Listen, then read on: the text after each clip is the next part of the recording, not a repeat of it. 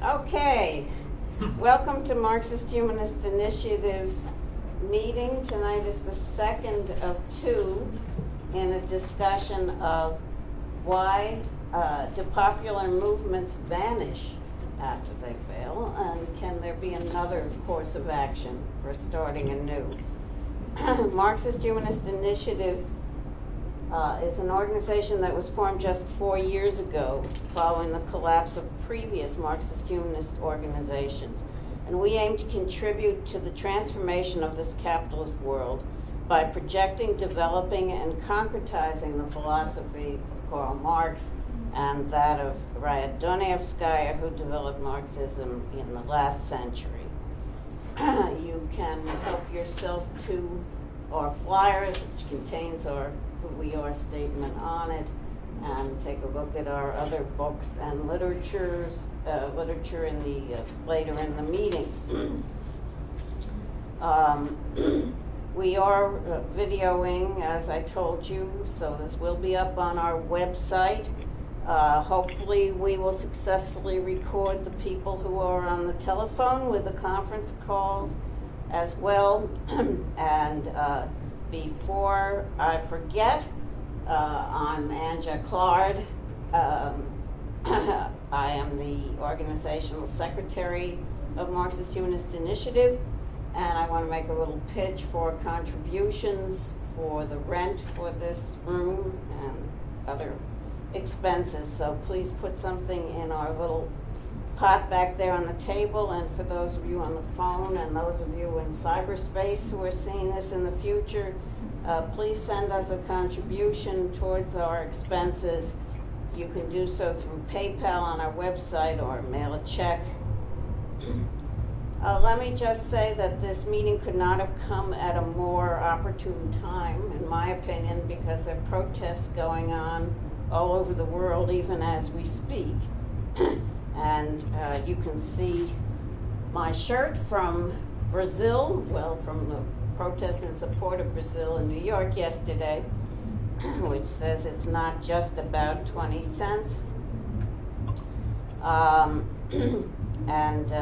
What we're going to deal with, I hope, is whether such protests can lead to the transformation of society so that 50 years from now, young people who were there won't be looking back on it and saying, well, that was a grand time, but it's all past, which is the way the older generation tends to think about the 60s. So let's not have more protests that flourish and then die, rather than going on to something new. And without further ado, I want to turn the mic over to Andrew, who is going to talk some more about the subject. The subject. Oh, the subject. I'm shouting so they can hear. Okay, thank you.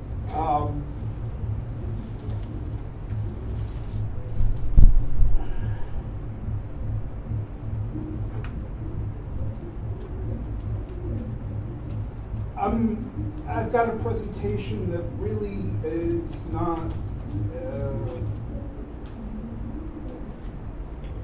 worked out presentation in the sense of having a beginning, middle, and end. It consists of various pieces, things I want to just raise in order to begin a discussion, or actually, since this is the second meeting, continue the discussion.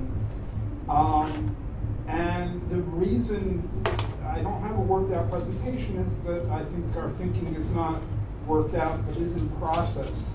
And there are just a number of things that we need to deal with and look at. And the form of the presentation reflects the kind of multifaceted problems that we face.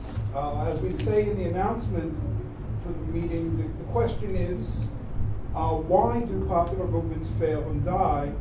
Is the problem as simple as them not having the right ideas or right form of organization, as many people say, and we hear that from both vanguardists and anarchists?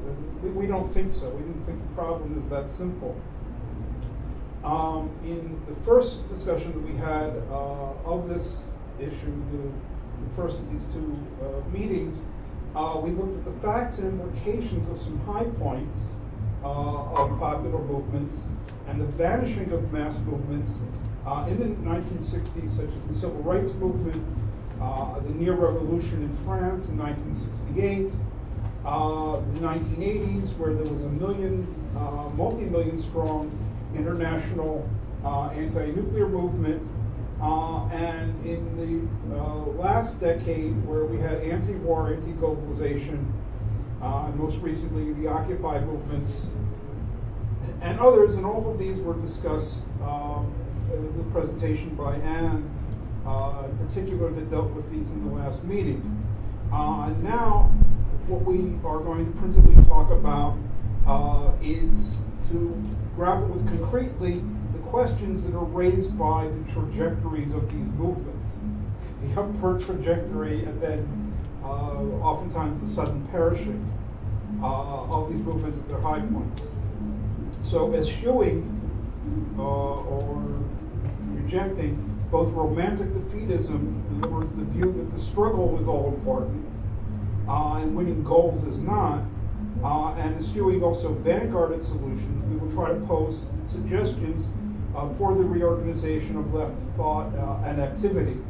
And what is new since last meeting, as Anne just talked about, are struggles in Brazil, struggles in Turkey, and everybody wants to know what's going on, what is the significance of this. I was just interviewed yesterday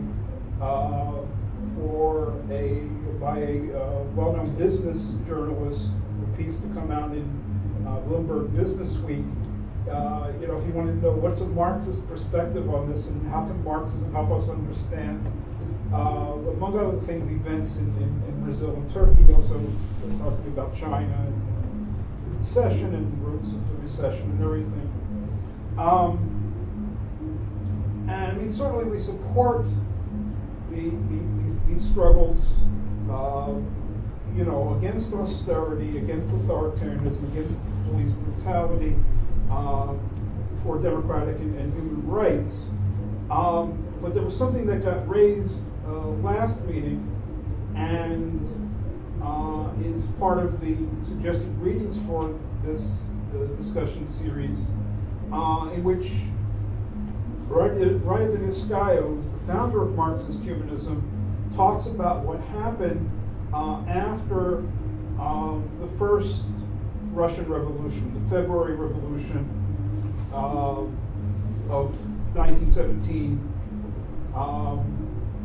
before the Bolshevik Revolution of October.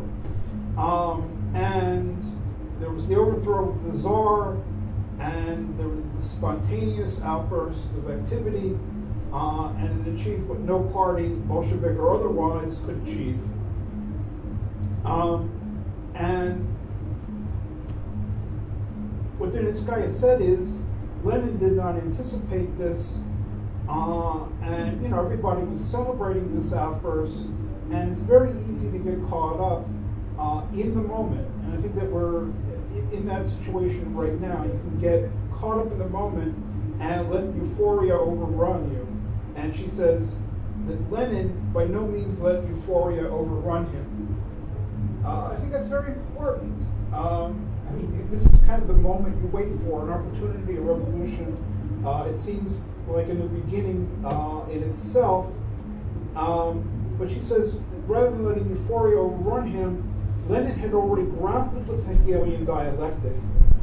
He had already analyzed the new stage of imperialism, not just economically, but seeing new forces of revolution. And he had already begun to work out the perspective of not only overthrow, but the total uprooting. So that only when production of the state would be in the hands of the whole population would it be a new society. So he had not just the immediate moment in mind, or even the overthrow of what is, but the perspective of the creation of a new society, which is the ultimate goal, and that's why he didn't let euphoria overrun him. And I think that that's very important for a couple of reasons.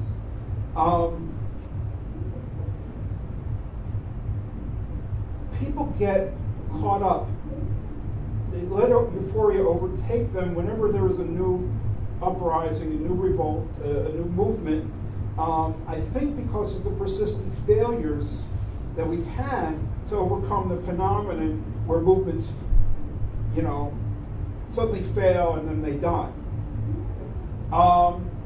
When you just sort of take that for granted, what you're then forced to do is to get overly enthusiastic about each new revolt.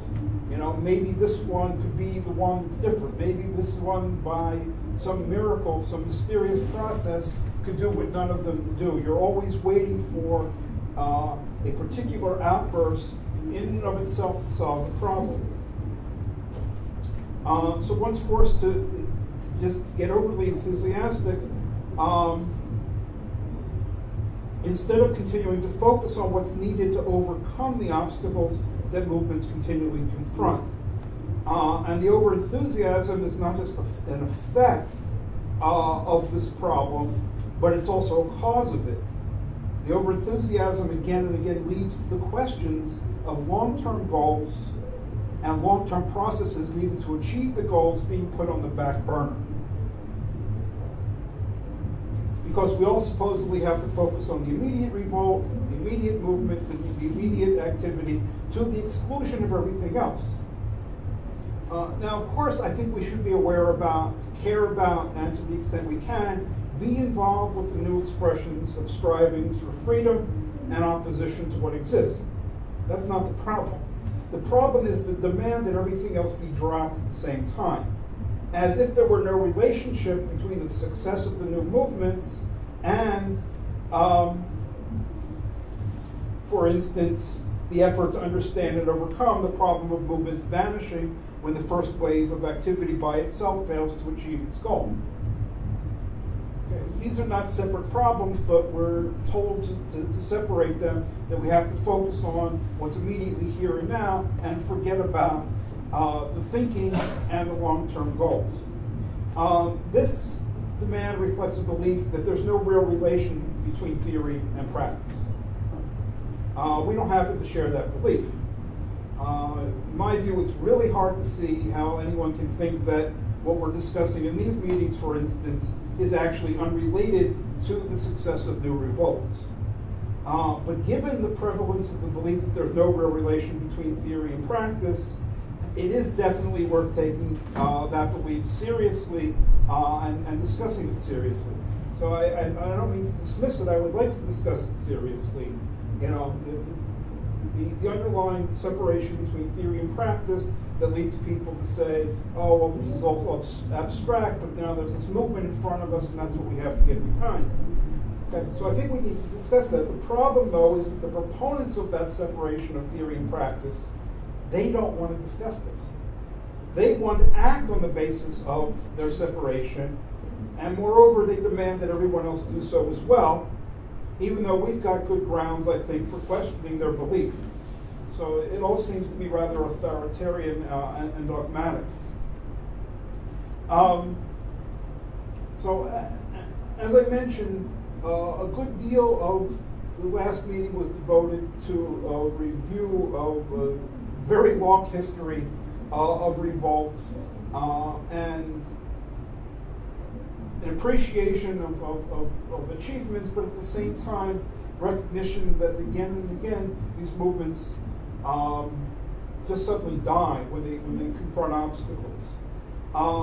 There are a few elements from last meeting, however, that I think are particularly important in addition to that, in terms of what we're talking about tonight, which is more than, whereas we sort of chronicled what the problems were, here we're trying to work out better what the solution is. And I think that there are elements of Andrew Clark's presentation from last time that are particularly relevant to how to overcome this problem, and I want to share them because not everybody was a participant in the first discussion. So here's just some of what Anne said. She says, we'll employ Hegel's and Marx's dialectic to show the need for a new relationship between theory and practice, one that overcomes the huge gap between reality and the idea of the new society. And then finally, we will argue that movements need not reach dead ends. Hard to say that, folks. If they will re-examine and rediscuss their trajectories, and will present some Marxist-Humanist ideas about creating organizations that provide for review and redirection after failures. She goes on to say a word on what we're not talking about. Not how to figure out a political position on everything in the world, or how to have the best form of organization, let alone the best leadership. We don't think these are the key questions. And anyway, you can't talk about everything at once and get anywhere. So please engage with our approach. We are examining the issue we just announced. Most popular movements always reach their high points, short of social transformation of society, and then vanish. Or can movements create objective conditions for collectively reviewing, rethinking, and redirecting themselves after they fail to accomplish their goals? We are looking to pinpoint those conditions that would lay the basis for such rethinking and thereby for working out new beginnings. And then Anne goes on to discuss what she means by new beginnings. By new beginnings, we don't mean doing over again what already failed, as if the failure were due only to an insufficient quantity of activity.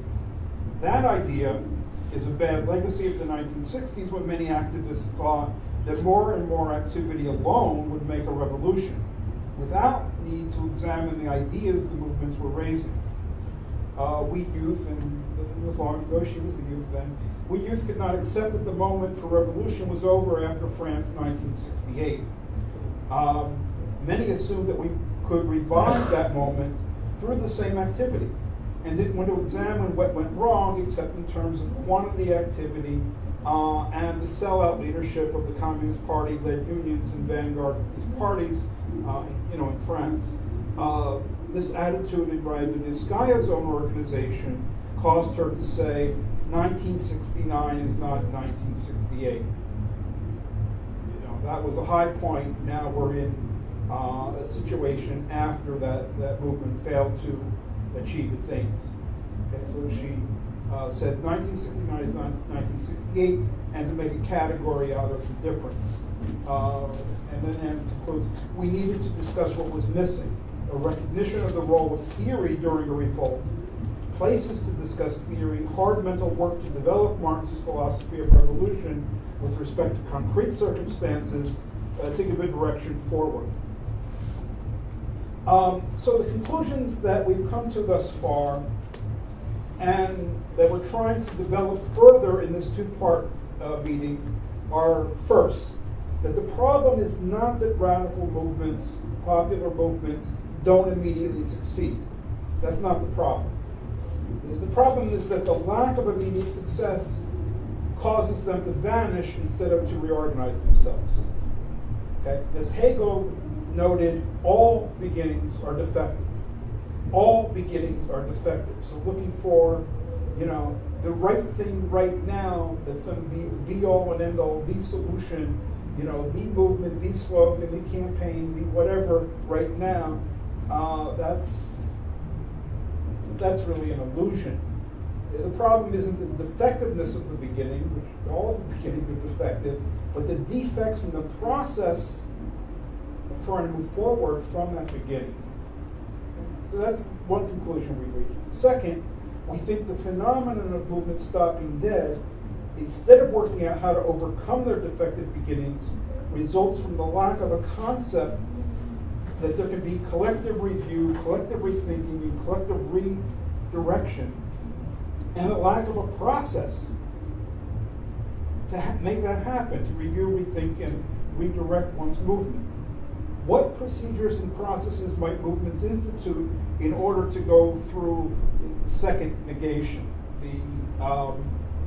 the self-critical moment where one's not only negating the powers that be, but when the movements are negating what they already are and trying to move forward to transcend the contradictions that they face, so that new beginnings in thought and activity have a chance to develop. Okay. So that's what we're trying to develop further here. Something that we did not really discuss last time, but was a reading, or these are from the suggested readings, and I think this thing that I want to talk about is terribly important, but it's very difficult to say much about because it's very exploratory. This comes from the work of Eschewing in the last year of her life, 1986, 1987. She died in June 9, 1987. And when she was writing these things I'm about to quote, she was 76 years old at the time. And she had been involved in struggles continually for more than 6 decades by that point. This was a woman whose whole life was the revolution in the new society. And yet, I think that the passages I'm about to quote are unprecedented. So we're back.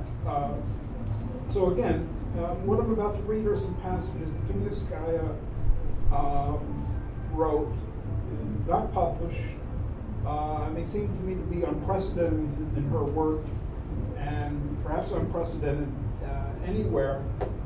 And they were part of a book that she was working on that she did not live to complete, on what she called the dialectics of organization and philosophy. So it's a whole new problematic that I think is being addressed here. There are 3 passages. I'm going to read one.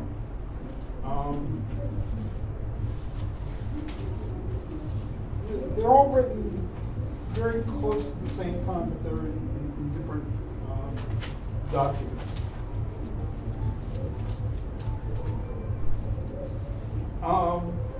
She says, nowhere in sight, not even in telescopic sight, is there an answer to the questions, what happens after conquest of power? Why so many aborted revolutions? What type of party or organization? What have the various forms of spontaneity, councils, Soviets, committees, associations, communes achieved? Let me repeat that. What have the various forms of spontaneity, councils, Soviets, committees, associations, communes achieved? And why, when they did come close to power, it was the political organizations that didn't take them over so much as that they themselves looked to be taken over. She's got something overlined, so it could be read as that they search for these organizations to be absorbed and taken over. It's another way of reading that. And then you've got another passage. Whether we take the Spanish Revolution in 1936-37 or the Hungarian Revolution of 1956, we will find that the great outburst in new forms of organization, with workers as decision makers, with workers as reason, went as spontaneously to search for the party as the party went to search for them. And even when they were anarchists, they gave into the single party.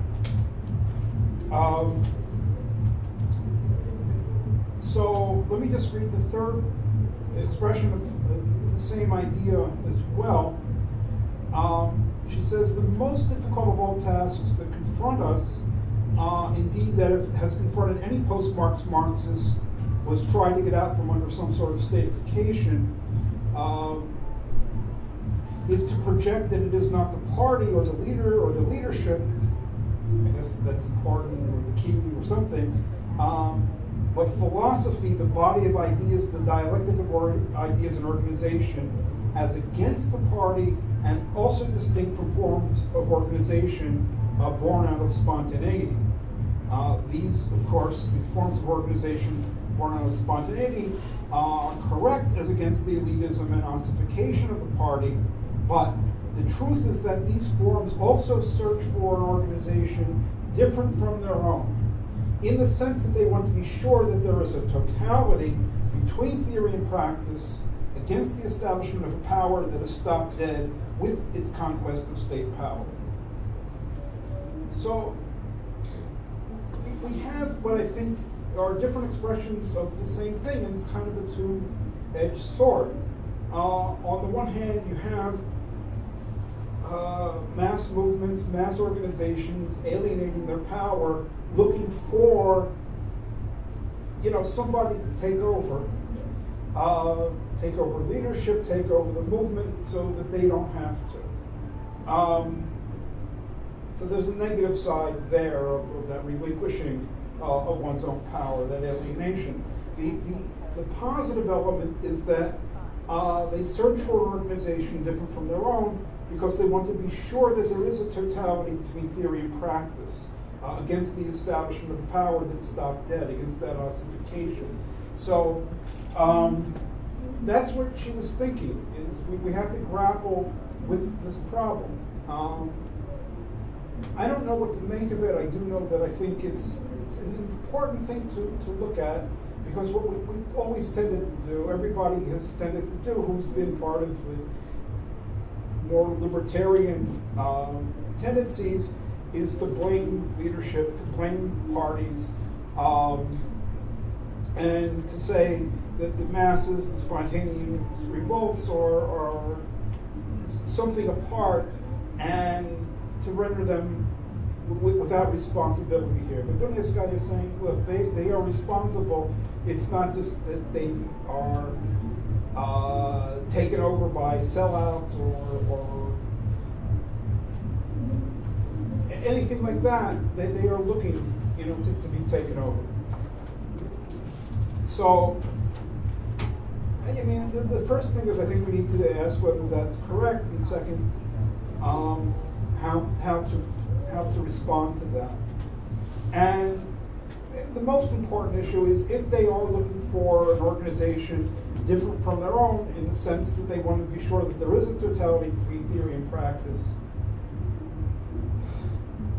what can we do so that the forms of organization that do want to try to take them over, and that they have in the past tried to, they have sort of capitulated to, how can we make sure that that doesn't happen, to provide what they are looking for, that totality between theory and practice, in a way that doesn't have the spontaneous movement, the liberatory ongoing forward-moving qualities, doesn't have that cooperative. Okay, another issue I want to raise is that when we talk about this new relation between theory and practice, and the need for theory, the need for philosophy, this is one point where I know we face a lot of serious opposition. What we tend to face with a lot of these other ideas is nobody relates to it one way or the other. We don't get much engagement.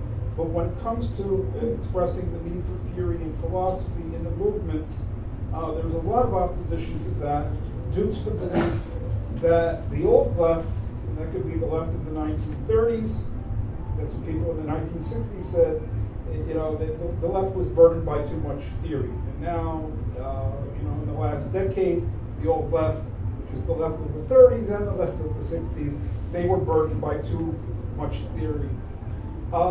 That's the thinking.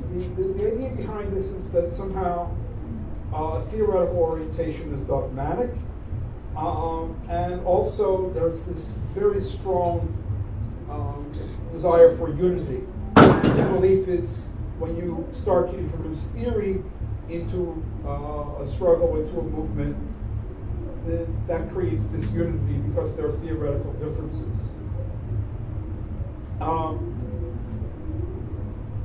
I got two responses here. First of all, you don't create the disunity by introducing theory. The disunity is there. It doesn't fail to exist because you ignore the differences that are there, or keep them private, or refuse to work them out publicly and collectively.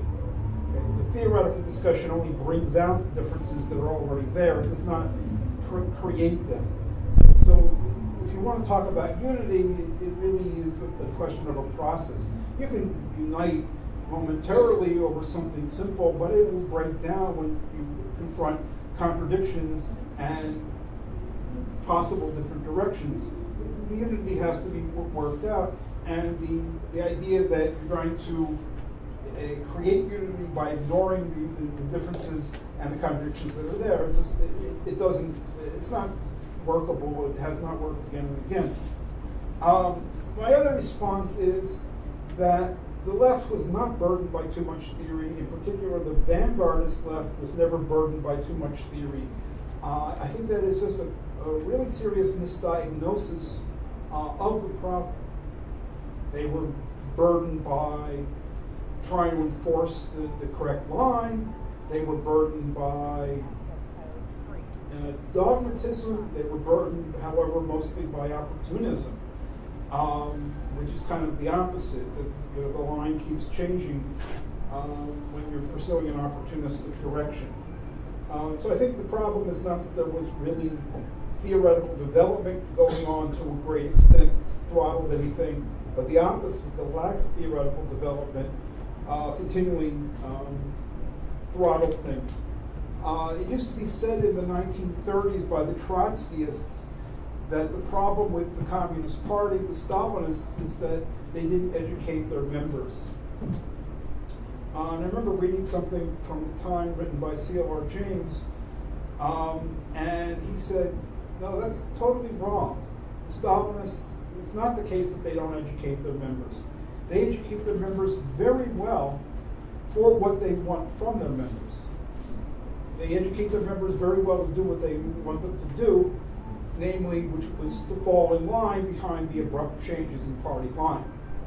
Okay? So this was not ever a matter of theory, of like adhering to what is theoretically worked out. This is the opposite of opportunistically flipping from one thing to the other in order to get behind the party line. And there was a famous song, a parody, "Our Line's Been Changed Again," about that phenomenon, very common in the Communist Party. That I think is just the real opposite of a theoretically oriented direction. But there is, as I say, there's this belief that there was too much theory, there was too much adherence to theory, and we've got to give that up for one reason or another, probably, to unify movements and not to be dogmatic. One expression of this is in groups such as what was the Direct Action Network here in New York and other kind of anarchist kind of organizations in the past decade or so. And one of the theorists behind this kind of abandonment of any sort of theory is David Graeber, who was kind of like the guru of a section of the Occupy movement. And 11 years ago, in a piece in the New Left Review talking about the new anarchists who arose after the Seattle demonstrations, he talked about the Direct Action Network, of which he was part, and similar organizations. And I just want to quote what he said. He said, perhaps the best way to start thinking about these organizations, the Direct Action Network, for example, is to see them as the diametrical opposite of the sectarian Marxist groups, or for that matter, of the sectarian anarchist groups, where the Democratic Centralist Party puts its emphasis on achieving a complete and correct theoretical analysis, demands ideological uniformity, and tends to juxtapose the vision of an egalitarian future with extremely authoritarian forms of organization in the present. These new anarchist groups openly seek diversity. Debate always focuses on particular courses of action. It's taken for granted that no one will ever convert anyone else to their point of view.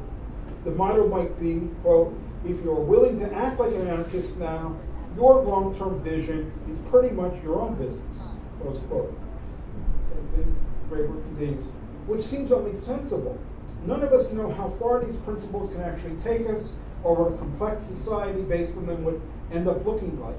Their ideology, then, is immanent, or just implicit, in the anti-authoritarian principles that underlie their practice, and one of their more explicit principles is that things should stay that way. So what we have here is the notion of collective action taking place without any collective thought taking place. Keep your long-term vision to yourself, keep your point of view to yourself. That's, as Graeber says, your own business, it's not our business. And the thinking in these organizations is it should stay that way. Ideology, so-called, should remain immanent or only implicit, not public, not discussed, and that should be so indefinitely. Things should stay that way. What I'd like to suggest in light of that is that the failure of Occupy to develop theoretically wasn't an accident. It's an expression of this viewpoint. From the perspective of an influential current within Occupy, exemplified by Graeber's thinking, the lack of theoretical development was no failure at all. It was the way things should stay. But I don't think that thoughtless activity on the part of a collectivity is going to be any more successful when all is said and done than thoughtless activity on the part of an individual. And think of ourselves as individuals. We do like to think before we try to engage in serious activity. Now, of course, there's something called Occupy theory that still exists, that came out of Occupy, and the publication title that emerged from Occupy Wall Street. But one of the main people in Occupy theory and title of that publication, who came to the first Marxist-Humanist initiative meeting that we held in Occupy, told me after the meeting that what he was hoping was to get some consensus around some tenets or items for a vision or something like that. That might seem to be the opposite of what Graeber recommended. On the one hand, you have keep your ideas to yourself. On the other hand, we have this notion of large numbers of people agreeing to certain tenets by means of consensus. But I think that those opposites are really opposite sides of the same coin. In neither cases, they're a collective process of thought, collective ongoing development of thought, public critique of thought, or testing of thought in the realm of thought itself. And that's what I think we need. I think this collective process of thinking is all important. Let me skip a little bit.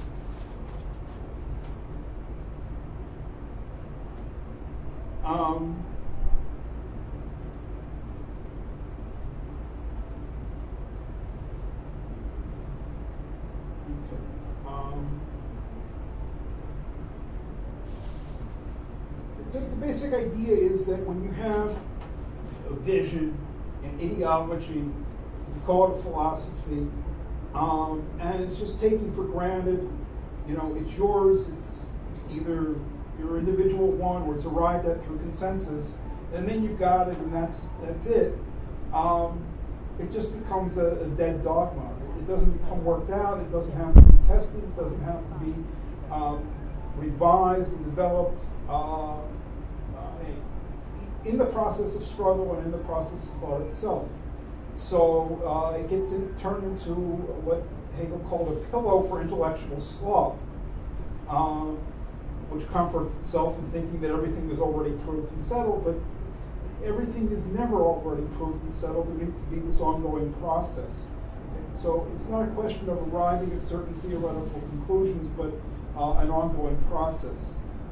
So as we wrote in one of our organization's pamphlets, genuine self-development of the idea requires continual checking, continual proving, but the process of proving is obviously not something the thinker carries out on his or her own.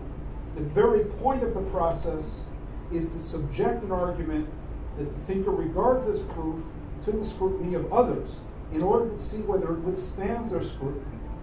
No proof is accepted on anyone's say-so. And this is where organizational responsibility for Marxist-Humanism comes in. intellectual production, putting out ideas, developing ideas, without the necessary public process of demonstration and rigorous scrutiny is insufficient for the continued development of Marxist humanism, no matter how many works are republished or new ones are published.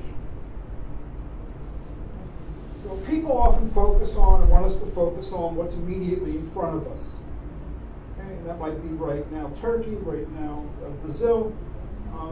Those uprisings are important, but I think, if I'm asked or we're asked, what should this movement be doing right now? That's a trap. Why is it a trap? Again, because no beginning is perfect. Every beginning is defective. That's guaranteed that you're not just going to have a movement and in this onward and upward unilinear process, reach a new society, no setbacks. That's never going to happen.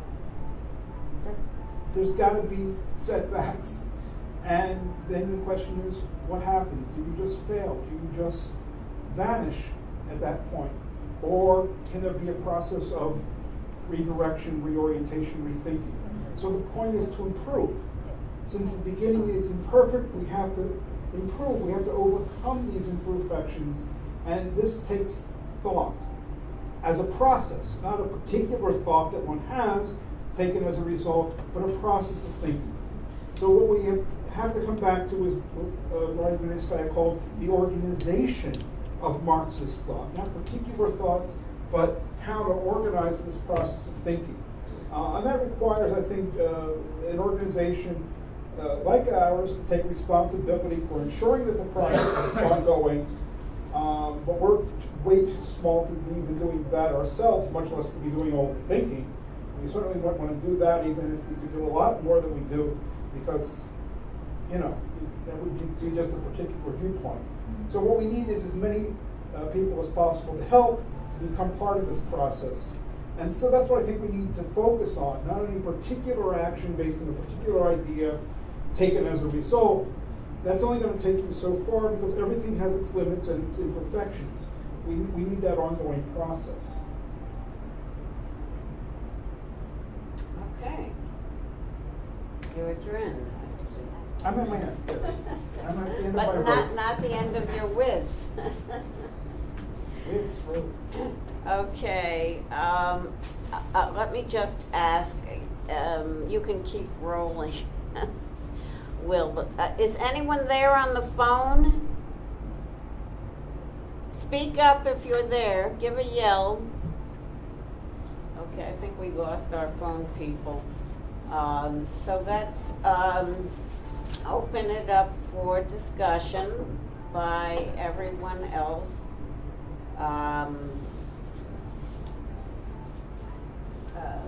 Maybe I'll lead off, if you don't mind, because you were talking about Brazil, and I'm thinking about Brazil.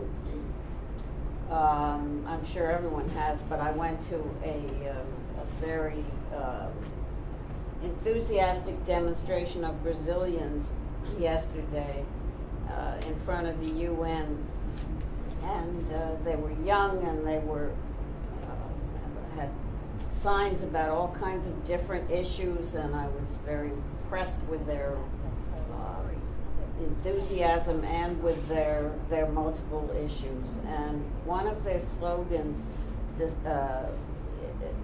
I assume the people in New York reflect the people back home.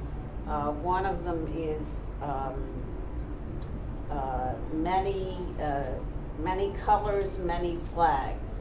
So I asked a young person with that sign, what does this mean, many colors, many flags? And I was told it means that they want to include everyone in this revolt that's going on. They don't want it controlled by one party, but they don't want to exclude any parties either. They want to try to all work together.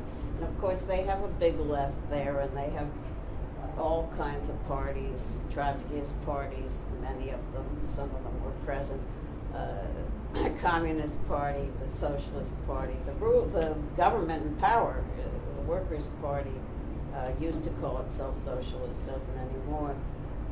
But that's what they meant by many colors, many flags. But they also meant to include the poorest of the poor, who are the black people in Brazil, which has plenty of racial prejudice, just like the U.S., and the people in the slums and the favelas tend to be a lot of black people, and they tend to be extremely marginalized by society. And in fact, I was told, and I did not see this in the New York Times today, but I was told, or yesterday, that 2 days ago the police killed 13 young people who were just trying to join the demonstrations, but were marching from a slum. And the police feel that they can kill the poor people with impunity. That's one of the demands of these revolts, is to stop the police brutality and to stop the impunity and the corruption that's throughout the government. So when they made this slogan, which roughly translates, it's not just about the 20-cent fare increase on the bus. They meant it's about many issues,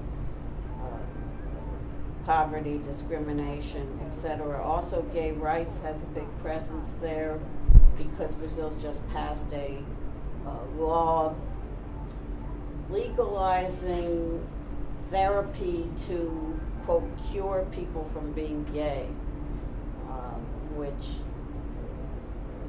the gay people are extremely upset about, since they don't, they say you can't cure something that's not a disease. So there were banners about that also.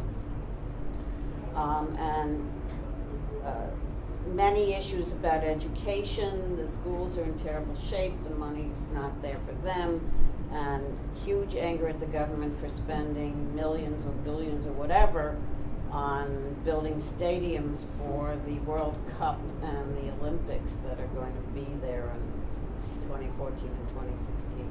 So this is a very, very broad movement. If you've been reading anything about it, it started in Sao Paulo over the bus fare, but that's been rescinded, the bus fare increase, and it's still going on everywhere over many, many issues. And the government has made a lot of concessions. They've said they're going to not do a lot of these things. At the same time, they're shooting and killing people just for demonstrating. So what's going to happen is anyone's guess. It is certainly a spontaneous movement. I don't know how it can go forward. I don't know if there's any way to decide who should be representing it, and whether they should negotiate the government or whatever. We don't know. We don't know if it can turn into a revolutionary movement that is a real uprising that would displace the government. Certainly it's not there at this point. They have a very big military and a very big government. So we'll have to see. But I just kept thinking about it as Andrew was speaking, because at the same time they're having all this wonderful spontaneous activity and enthusiasm. You wonder, where can it go? All the parties are there, all the established parties are there trying to take over, I'm sure, putting out their programs anyway. One was calling for an immediate general strike. That was the only way to go. Another was calling for something else. So they all have their plans and proposals. But how any of this is being discussed, I don't know. And how it will advance, I don't know. But it brought to mind a article that Dostoevskaya had written, Will the Revolution in Portugal Advance? And this was about the Portuguese Revolution of 1975, if you go back that far. And she was raising some of the same questions that come out of any spontaneous revolt. In a sense, it's very parallel to what's going on now in widespread revolts like Brazil's, and of course the Portuguese language reminded me of it. But actually, I had pulled out this article while preparing for these two meetings because it is on the subject. And at that time, it was, well, first of all, let me say she's very excited about the new forces that are springing up in revolt against the government. And she discusses them at length. The women's liberation movement has come to Portugal, and there's some very important writings coming out of it.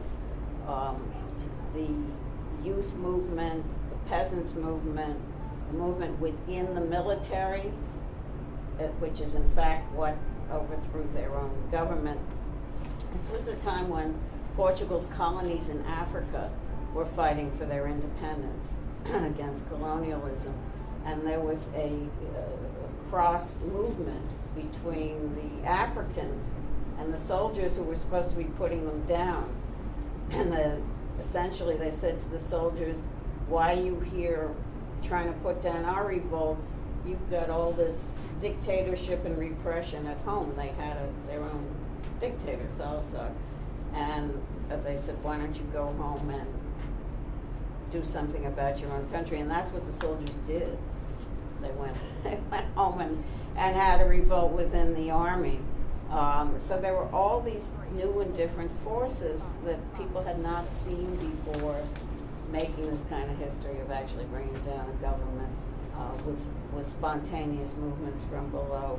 And so Donevskaya praises that, and in fact makes a category of non-partyism, which was a big cry then. They were rejecting the old Communist Party and Trotskyist parties and saying, we don't want a party in control. And so they coined this term apartidarismo, or non-partyism.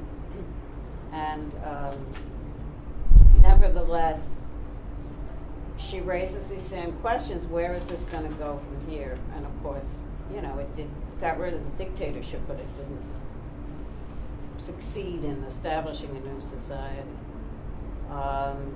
So she says, again, about the need for theory.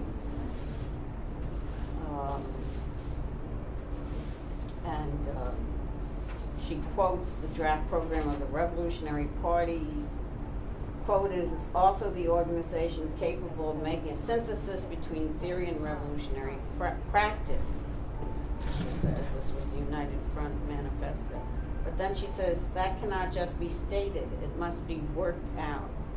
Beginning with the voices and actions that came from below, the questions asked of, quote, what happens after, quote, even as they raise the struggle for workers' control of production and the ways of self-defense to fight the myriad forms the counter-revolution is imposing, as Portuguese and as part of world capitalism, as it conspires to get back total power. From the very first proletarian revolution, 1848, Marx had drawn the conclusion, quote, from the first moment of victory and after it, the distrust of the workers must not be directed anymore against the conquered reactionary party, but against the previous ally, the petty bourgeois Democrats, who desired to exploit the common victory only for themselves. So she says to reduce that to a question of the party to lead, as everyone from the communists, Maoists, Trotskyists of all varieties are doing, is to doom the resurgence of the revolution.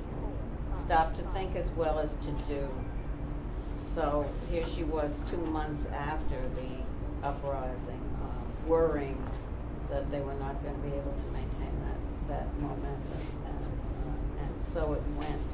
And so I worry about what will happen next, when our friends who are very busy out in the streets trying to make the Brazilian movement go forward.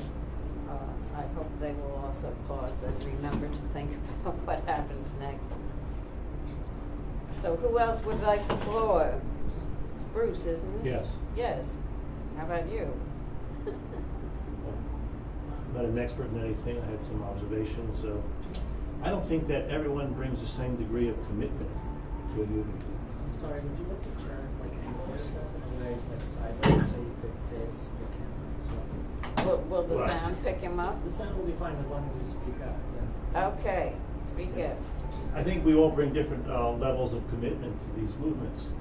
And some people, once they achieve some goal, like getting higher wages or better conditions, they say, well, we got what we wanted. And they don't have the same energy thereafter, and they even fall off. Plus, a lot of people don't see it as a process. It's, as you said, as Andrew said, that all beginnings are imperfect and incomplete, and it's a never-ending thing to get to the ideal society, an egalitarian world. You just can't stop. You're also up against enormous forces from the capitalist sphere, and they would do everything possible to undermine a movement in not just obvious ways, but in very subtle ways, and they're very effective. So I think you have to factor all that in. So those are my initial reactions. Speak on that. How about anyone else? Well, I think there are several points to be made. First, Marx, like Hegel and like Feuerbach and numerous other historical philosophers, Jean-Baptiste Vigo, thought that there was something inevitable about the logic of history. That society moves in a direction, and that direction can be analyzed by looking back at history. When actually, history is just one perspective versus another perspective. I mean, you can't understand a historical moment by just reading one historian. You have to read numerous historians in order to get an idea of what was going on. Everybody has their angle, everybody has their bias, everybody has their perspective. And so Hegel, Marx, like Hegel, had this idea that there was that history is moving in a direction, when actually it's not moving in any direction at all. It's just there. History is just one thing after another. The second point is that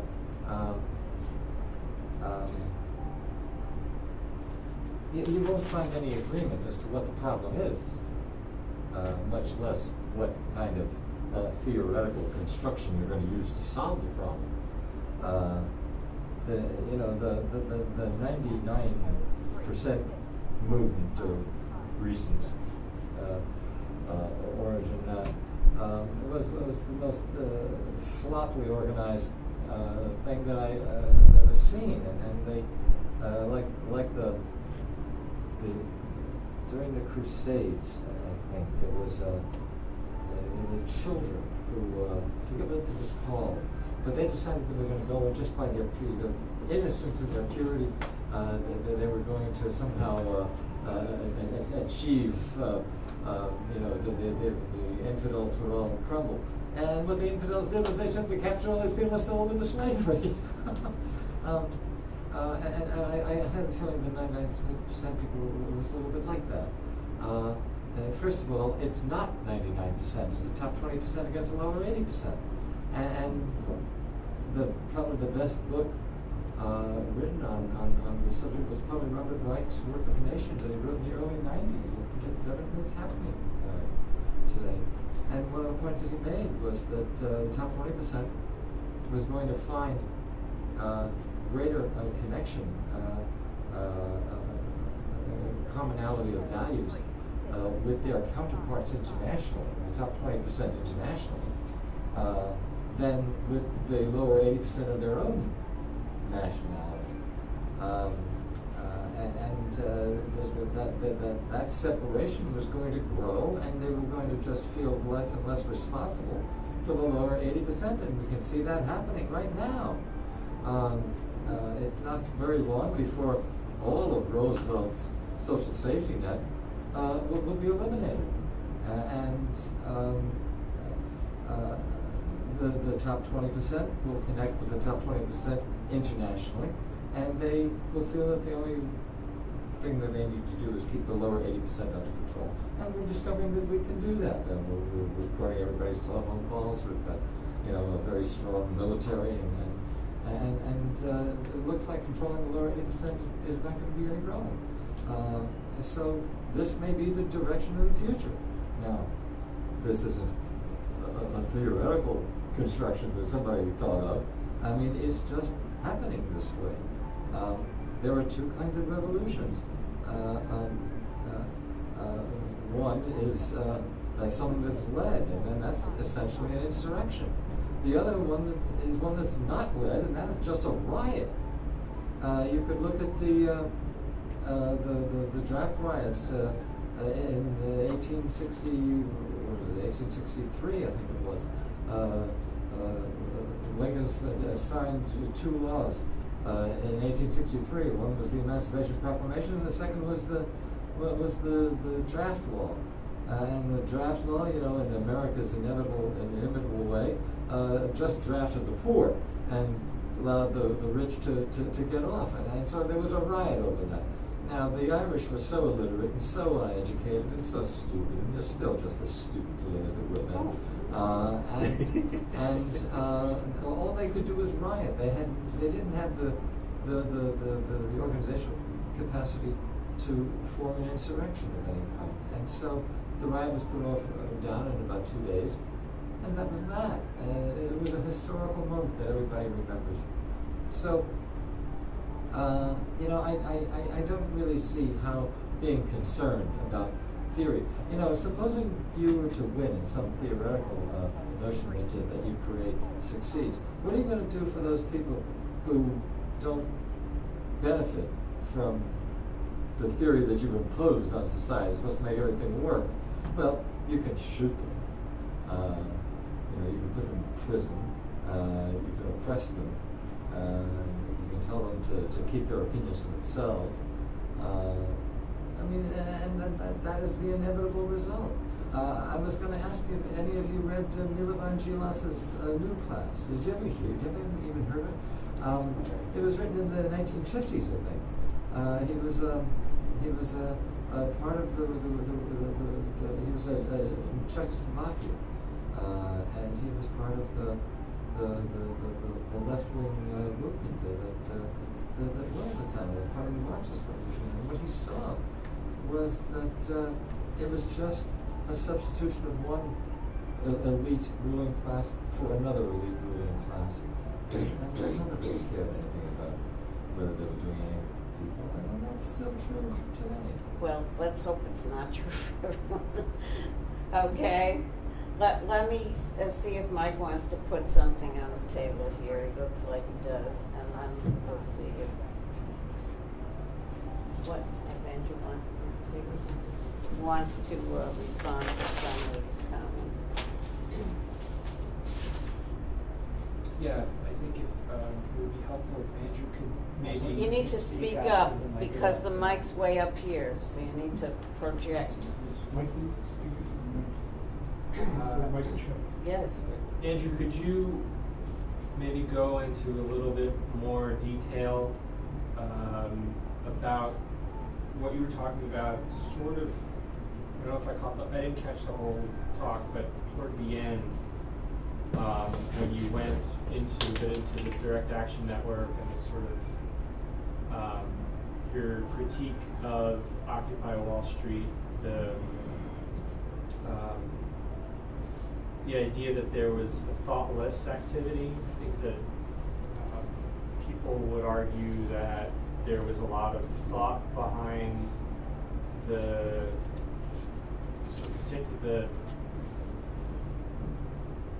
ongoings, the day-to-day kind of like upkeep of the space, and thought around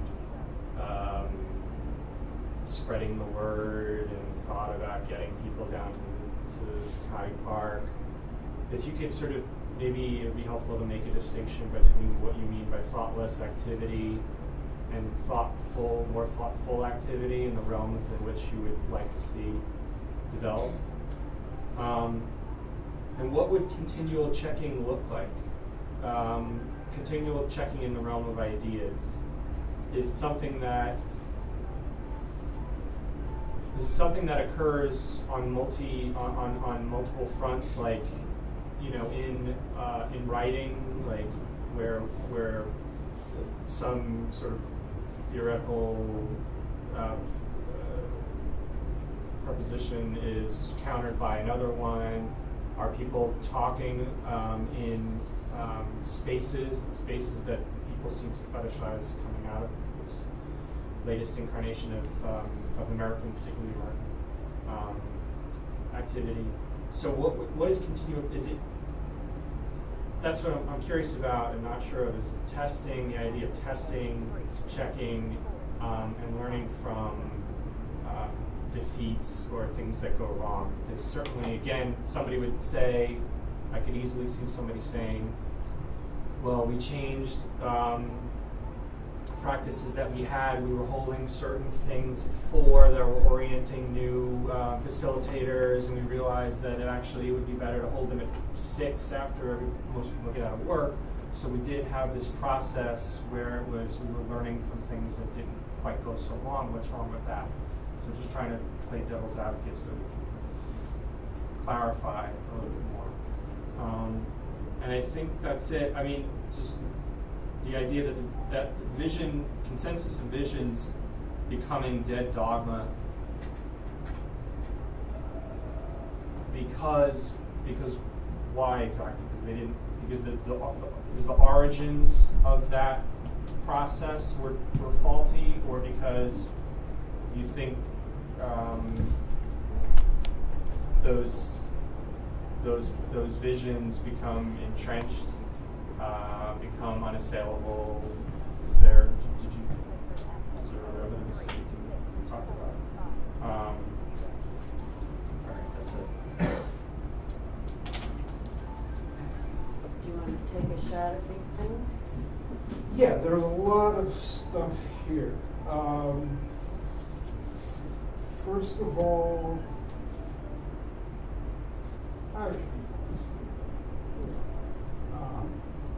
one of the greatest, you had your chance, one of the greatest revolutionaries ever was James Connolly. And he said, Connolly said things that were absolutely magnificent, among which is, you know, people want to be practical, and they think that revolution isn't practical. And he says revolution isn't practical until the moment of revolution arrives, and then nothing else is practical. That's not the expression of a stupid person. As to Hugh's point about, okay, so you've got your theory, you've got your idea, and then you impose it on society, and then there are people who don't benefit from them. What do? Shoot them. I think I got that right. This is precisely what I was saying I do not mean by theory or ideas. Okay? Theory, it's not a particular idea or a particular theory we're even talking about. Okay? I mean, a lot of people argue, my theory wouldn't lead to that. And I think that that's actually true. We have always opposed, the state capitalism. We didn't call it a new class. We think it was a capitalist class in those countries, but we were not in any way. And this is from forever. We were opposed to the Stalinist regimes, and the rulers there. We sided continually with the people who did not benefit. Okay, so I mean that's true, but the real point is imposing some line or something on people. That is not theory. That is not what I'm talking about at all. I'm talking about a process of thinking. Okay, people do that individually.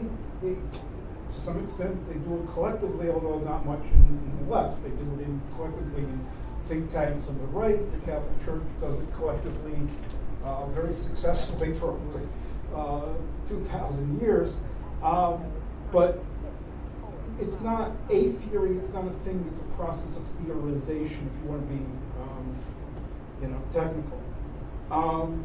So if there are people who do not benefit from whatever exists or whatever new exists, that is, that is exactly the point at which we're facing a contradiction, and development of thought or whatever, it's gone into reverse. There needs to then at that point be a new struggle, okay? And we've got to grapple with that. How did that happen? How did the revolution turn into its opposite? Okay? What can we do to stop that? What can we do to make sure that that doesn't happen again? Marx said that was inevitable. No, he did not say that that was inevitable. Where did he say that was inevitable? His thesis, antithesis. First of thing. all, that's not Marx, and it's not Hegel either. Okay? Yes, there are continual contradictions, but is it specifically with regard to revolutions turning into their opposite new class societies? That's certainly not a Marxist idea. And the idea that the dialectic is synthesis, thesis, antithesis, and synthesis, that is not Hegel either. The serious Hegel scholars, are all agreed on that and have been. I give you references on that. And this is actually a very important point, but I don't want to belabor that. But it is actually quite relevant to the issue of the needed second negativity, or the process of moving forward. Because the way of resolving contradictions is not just to blend or synthesize what is, but to transcend the contradictions, the contradictory situation we face. So you have a new society, but it's not new for everybody. That's a contradiction. It's new, but it isn't new. It's precisely what you're talking about. That's a contradiction that has to be transcended. And it has to be transcended not only in activity, because activity alone won't do it, it has to be transcended in thought. Okay? So, yes, we need theory, and we need it not to impose, but to make sure that that imposition doesn't succeed. That's what we need for. I will hold off on the whole issue of inequality, which I can talk about it at length, but I don't want to right now. I really appreciated Bruce's comments. In particular, the first comment is extremely intriguing in light of what Dunyaskaya said about movements looking to be taken over. What Bruce said is not everybody brings the same degree of commitment to a movement, so they achieve their goal and then they fall off. That's not so hard to understand when you have, this simple single goal you've achieved. Okay, it's harder to understand, at least for me, what happens, why people fall off when they don't immediately achieve their goal. That's not so easy, at least for myself, to understand. But that happens again and again. At one moment, everybody is, we've got to, get rid of nuclear weapons. You got 800,000 people in Central Park or whatever.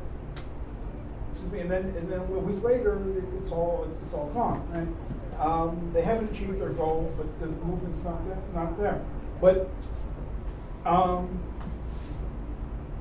is that connected? It's a question I have with this phenomenon that Dunyaskaya was identifying, or thought she identified, that the movements look to be taken over. If you don't have that commitment, is that a reason why you're looking for somebody else to take over your movement, so you can then sit back and relax? Is that part of what's going on? Also certainly, we're opposed by very powerful forces. We can't forget that. I never forget that. It's just, I tend not to want to talk about that because so much of the left wants to use that as an excuse for its own failures. Like, okay, well, this failed. Well, why did Occupy Wall Street fail? Well, because Bloomberg came in and Bloomberg cleared out. Yeah, and so it's all the city's fault. Well, yeah. But what, you didn't foresee that was going to happen, and you didn't prepare for that? And whose fault is that? Right? So it's more complex than that. Mike, I asked some really difficult and important questions. At the root of these questions you're raising, Mike, is the problem that we haven't found out, I at least haven't found out the right words to distinguish what I'm trying to talk about from what they're talking about. Wait, who's trying to talk? People like Graeber and people Oh. who would say, how can you say this is thoughtless activity? We had a lot of collective thought into how to keep up the space and, you know, how to spread the word. And this goes along with Graeber's conception to a T. Graeber said, debate always focuses on particular courses of action. It's taken for granted that no one will ever convert anyone else entirely to their point of view. So yeah, you debate courses of action, you know, like how should we have the sleeping arrangements, you know, how should we monitor, you know, or keep the place clean, and yeah, you got a lot of thinking about that, and it's even a collective process. Or a march somewhere or whatever. Yeah, wherever it might be. But it's extremely limited in its scope. It doesn't go to crucial questions of the direction of the movement and then how to overcome the contradictions and the problems that the movement is facing that cannot, in particular, it does not go to the issues that cannot be solved purely by means of activity. And it's got to be recognized that a lot of this cannot be solved purely by means of activity, even activity that goes into, even thought that goes into activity. I mean, if all of the thought is just about what we do next, okay, without being informed by the vision of a new society, the working out of that vision, and the attentiveness to the fact that there's got to be an ongoing process, and you're not going to just create this by doing, and you're not just going to be creating a new society because eventually, by some magic, some movement is going to succeed, you know, just through some outburst that no movement has ever done so before. That's not going to happen. Continual checking in the realm of ideas. What would it look like? All the things you mentioned and more. Yeah, you know. So a flowering of journals, flowering of all kinds of organizations with different views. But that diversity alone is not enough. That's not theory. That's just putting out a line. Where theory comes is when those different ideas engage with one another. They test each other and they test themselves and they develop. Oh, like Left Forum. That's what does not happen at Left Forum at all. You have a lot of diversity there. Everybody organizes their own panels, and you know, everything's cool. There's no conflicts. Everybody gets to say what they want to say to themselves and the four people in that audience. Okay, that is. It's not quite a joke, because jokes are funny. You know, some of them are. Okay, ideas becoming dead dogmas. Why do ideas become dead dogmas? Well, first of all, if you think of an idea as a thing, this is an idea. You know, here's my idea, and you say it's right, then that becomes a dogma. If you don't subject that to testing by yourself, subject it to testing by others, which means to engage with others, okay, then it's just a dogma. You know, you've got the idea and you put it forward. And this is what bothers me by people when we've got these movements and people say, well, you know, what are the ideas we should be putting forth? Well, there's a lot of ideas and they need to be tested. There's no right idea. There are different circumstances, and you look at the entire history of thought in science, anywhere, and there's a continual process of revision, and in some cases it is a process of development. So I would disagree with you.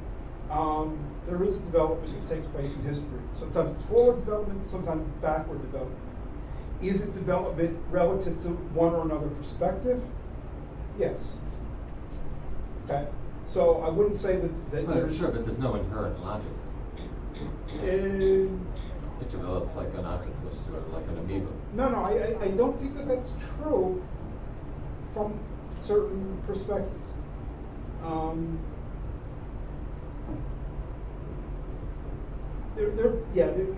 think you conflate two things. I think if you look, you take defined issues, about the development of this, development of that, has it taken place, and let's say you have a revolutionary perspective, okay, that's what you're trying to understand from history.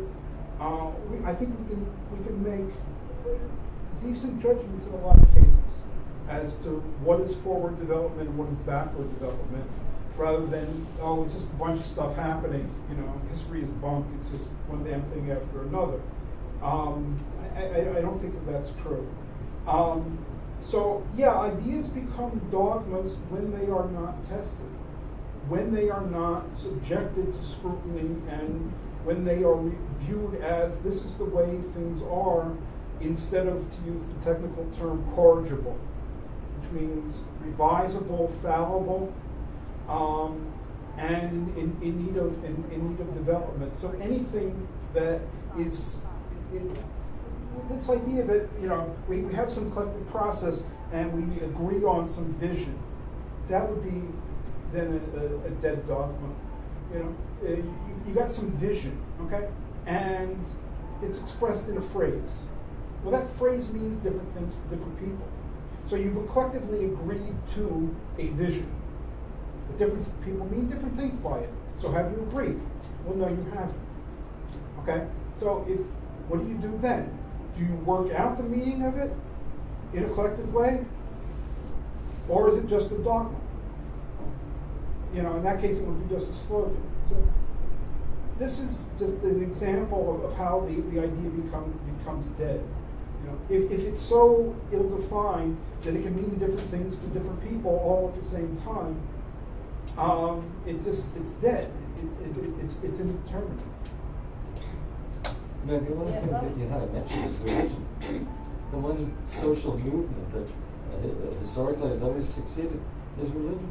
Some have, some haven't, yeah. Yeah, let me just pick up on a little of this. I think one good example of just what you ended with, Andrew, about something that sounds good. Okay, we've got a vision, but it doesn't get beyond the slogan stage, would be the anti-globalization movement as it started in 1999, right? With their slogan of that another world is possible. I was to say there is an alternative to capitalism.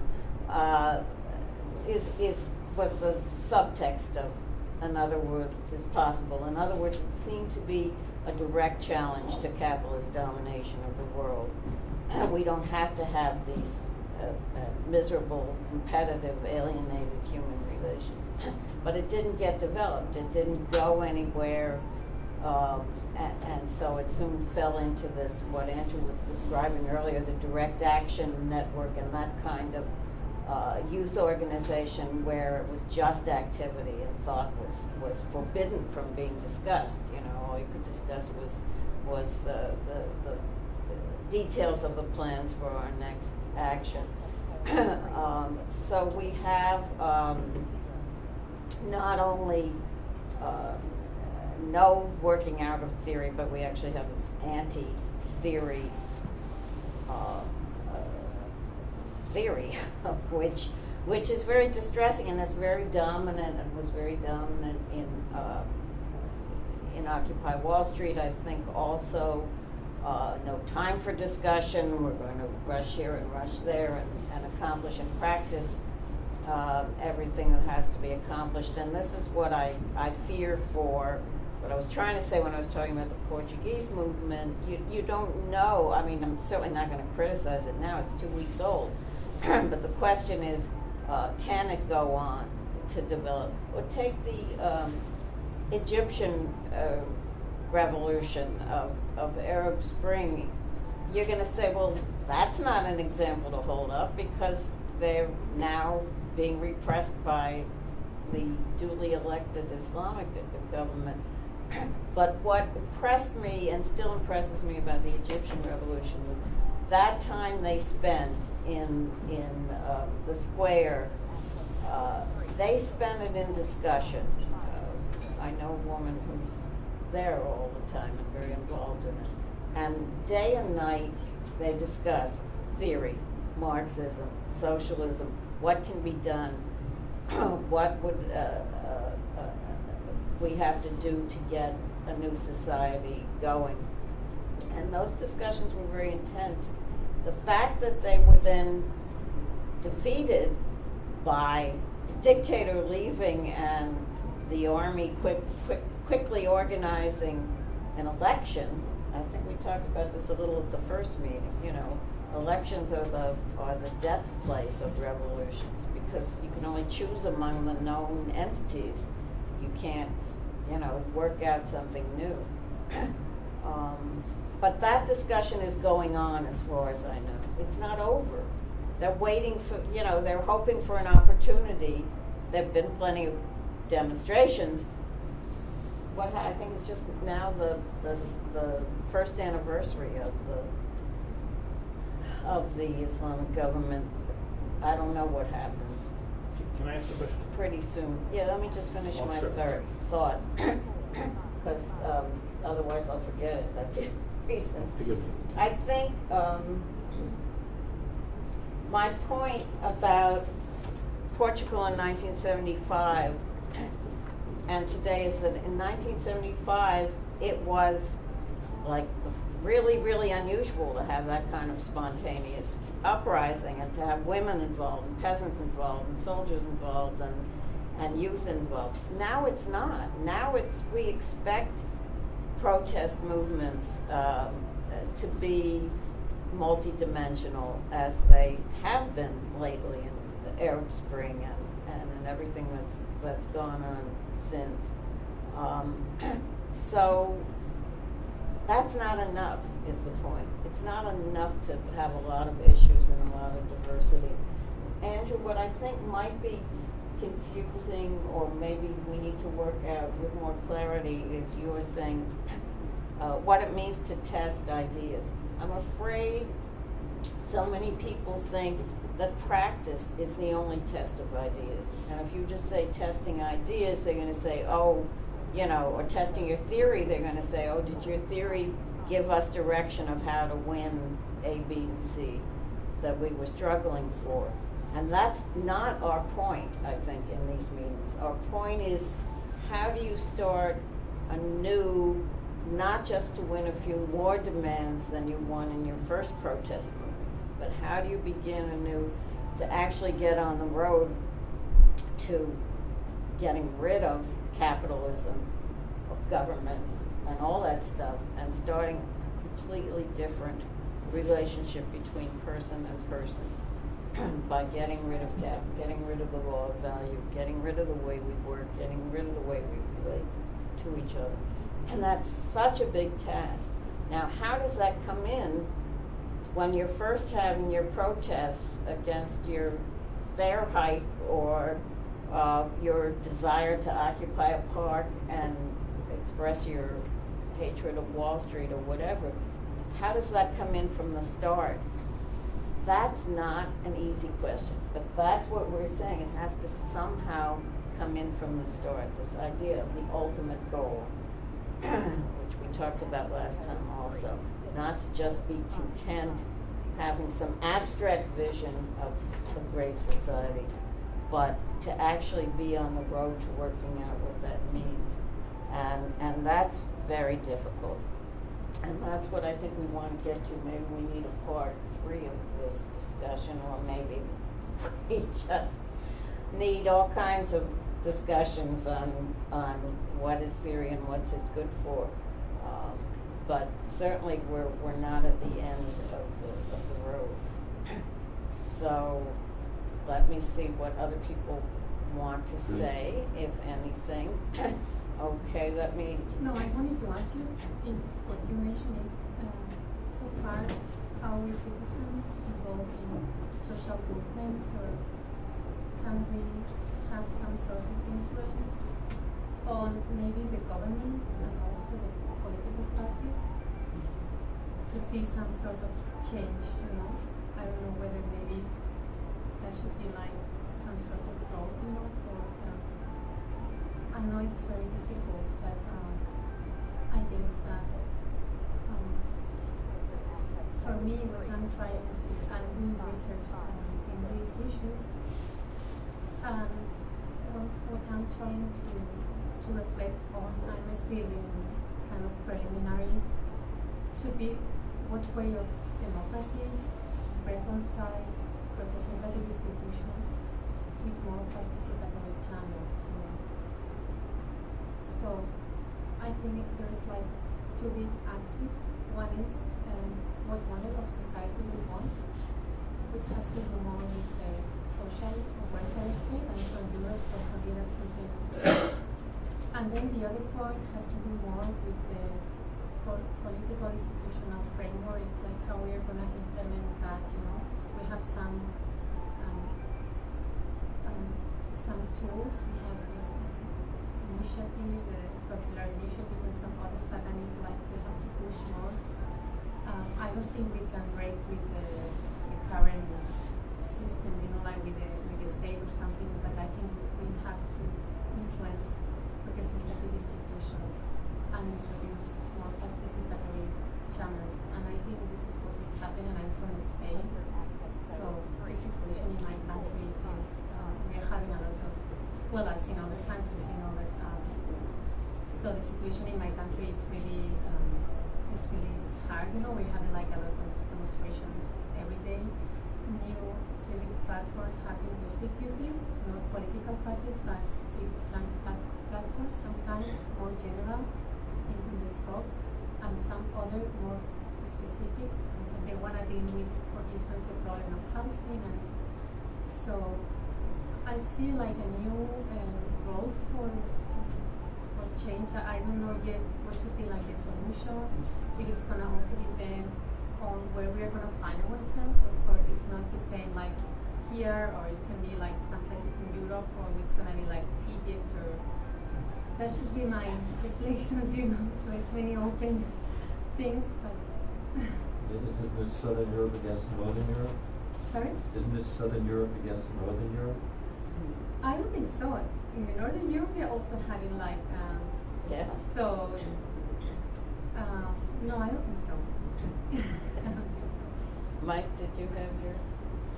Yeah, not to scare you, man, but I was just reading the other day an article in The Independent by Paul Mason, who wrote Why It's Kicking Off Everywhere, the New Global Revolutions. He was, I guess he went around in Brazil to different cities, and he said in one of his sort of analysis of what is in common in each of the different places that he went to, that it's, you know, it's not just the grievances, it's you got to look at the demographics, the technology that everybody's using. So he's touting the social media, and again the V for Vendetta mask. He's sort of, I guess he's tying it to other protest movements in the recent past. But he also said in every camp protest that I've ever been in, it is clear that the unspoken intention is to create a miniature utopia. Unspoken intention. I wonder why, if it's unspoken, how does everybody kind of coalesce around that as a strategy? So just wanted to throw that in there, that whether or not it's just Mason looking at it through his own lens, if that's actually happening en masse, or if he's sort of selecting certain, things that jive with what he wants. I think it's something to, I guess, watch for, because that kind of prefigurative thing that we've seen again and again has its certainly has some major limitations. Yes, I'd just say I wouldn't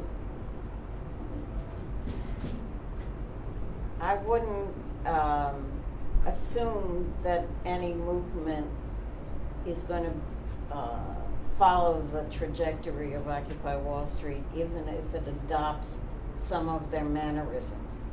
Okay, at the demonstration in New York yesterday, there was a if somebody wanted to speak, they yelled mic check, and then they spoke in Portuguese. So it was sort of funny it wasn't any different than if you were sitting down at a meeting and you raised your hand and you got called on, except you yell mic check instead of raising your hand.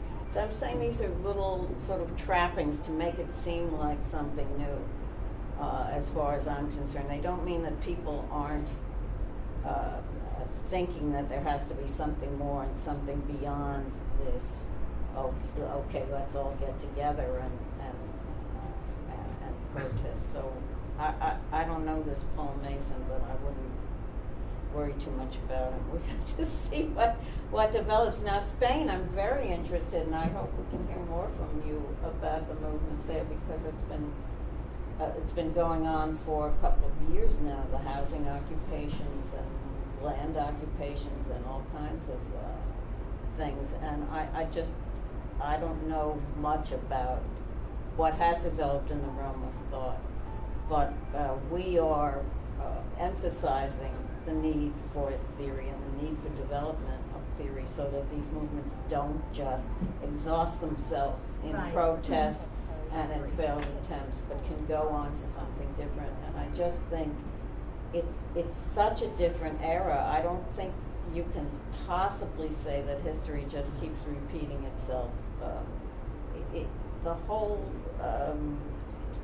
world being full of protests today is such a new phenomenon, and the people learning from each other are starting out their protests on a much more sophisticated level, than they did 100 years ago or even 50 years ago. There's all this experience and all this shared knowledge, and I just think it's a lot harder to see maybe the theoretical discussions that are going on than it is to see the showy things. Was put together by highly educated people?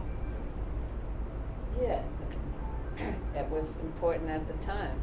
But I'm just saying there are new things happening, and we need to be able to look below the surface and be in communication with the people who want to talk about, not theory in general, but what we're interested in is Marxist-Humanist theory and the specific goals we have to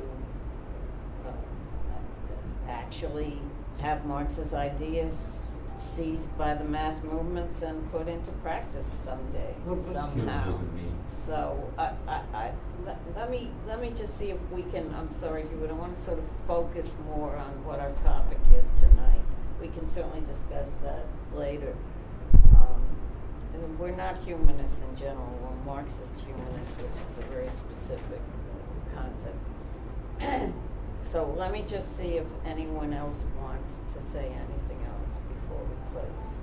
Yes, Bruce. Let me just ask one question. We're obviously all sympathetic to Marxist-Humanism in this room. Since the fall of the Soviet Union, it's been instilled in the ordinary citizen that Marxism doesn't work. And I get into arguments all the time with people trying to fend off that position, but it's been so ingrained in the ordinary population. What do we do about it? I mean, I think it's a very important issue. People say, well, Marxism can't solve the problems. It failed. And I fight this all the time, but I want to maybe get your take on this. We do too. Yes. Do you want to take that in? Yeah, I actually want to start by addressing your point about what it means to test ideas. Mm-hmm.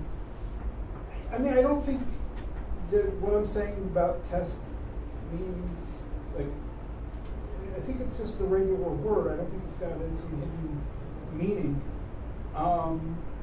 And I mean, you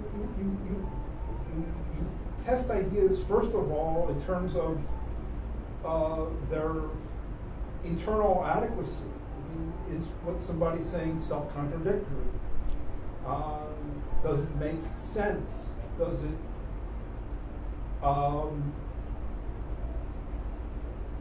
address the issues it's meant to address? There's all kinds of questions like that, and we just do that naturally.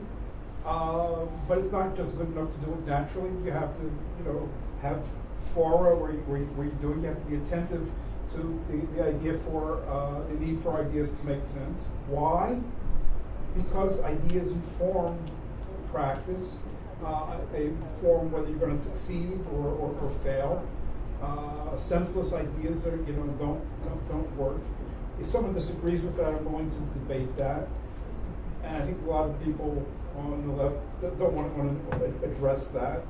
But I do think that thoughtful activity is going to work better than thoughtless activity, or where the thought goes just into, how do we organize this next thing, or how do we maintain our space so that it's clean and sanitary, or something very limited in scope like this. I do think that ideas, besides being tested for their own adequacy, have to be tested against the goal. In other words, do they work in practice? Do they achieve what they're meant to achieve? That involves a goal. Okay, and I don't think that it's different. In our case, I don't think we're saying something different. Yeah, you do need to test the ideas in practice.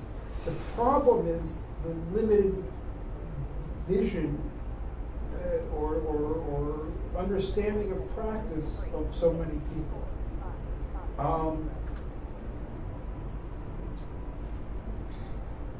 What matters is not how many people ultimately you get.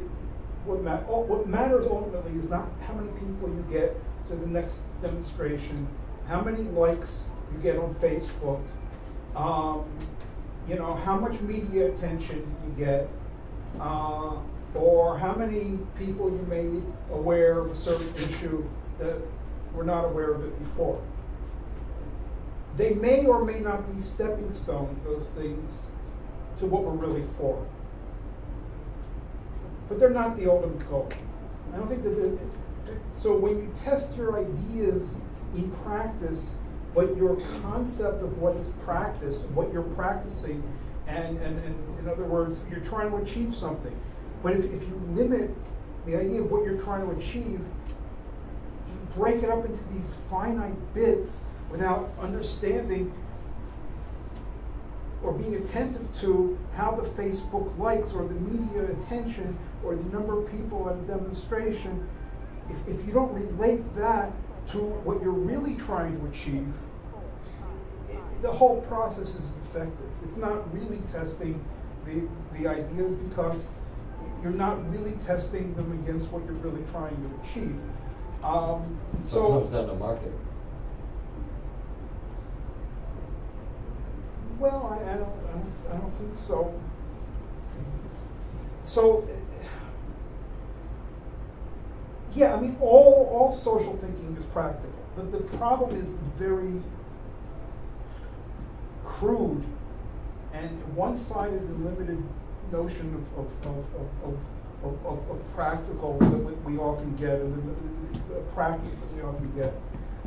As regards the fall in the USSR, I mean, we have to keep saying it. We have said it.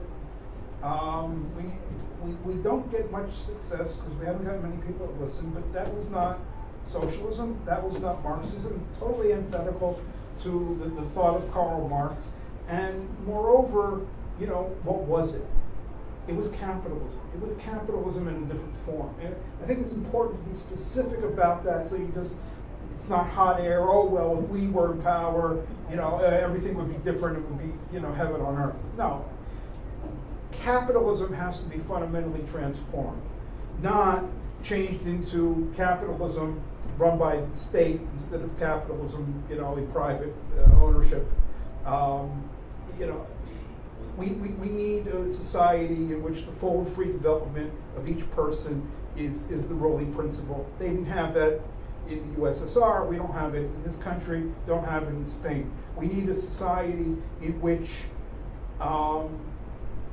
control of production, control of everything is in the hands of every man, woman, and child. You don't have that in Spain. You don't have that in the US. You didn't have that in the USSR. You don't have it in Russia right now. Okay, that's what we're fighting for. And, you know, there are issues here as to whether, you know, socialism is feasible and so forth, but I think a real hard and fast line has to be drawn, and Marxist-Humanism from the beginning has drawn that line. Right in this guy's first book, Marxism and Freedom, said there's a veritable conspiracy between Washington and Moscow to link two opposites, the thought of Karl Marx and that monstrosity, you know, in the Kremlin. And, you know, so that's why she said Marxism and freedom, joining those two things together. So, the usual way in which people try to make this identification beyond just assertion is the slippery slope argument. You know, well, Marx led to Lenin, and Lenin led to Stalin, and I think the best way to deal with that is you can show the futility of that kind of argument by taking other examples of it. You know, you can turn it around and do anything, you know. The people who are in favor of that are often libertarians. You know, so you can say, well, your competitive private capitalism led to, you know, monopolies, and that led to monopolies in state, and, you know, it's very easy to say led to. And you have to question what exactly it means by led to. What is the necessary linkage? Is there a necessary linkage? Or is it, there's obviously a chronological linkage, but is it a transformation into its opposite rather than a development or expression of what was there? So there's various ways for things to lead to one another. Okay, I think we're going to have to end. We can talk informally after the meeting. Let me request again that everybody put something in our donation can, since this room cost a lot of money. And the books on the back table are for sale. There are 3 books by Dostoevskaya. There's Charles Denby's autobiography that I discussed in the first meeting, and there's 2 books by our own friend here, Andrew Kleiman. So do take a look and do sign our mailing list if you're not on it, and we'll keep you advised of what's going on.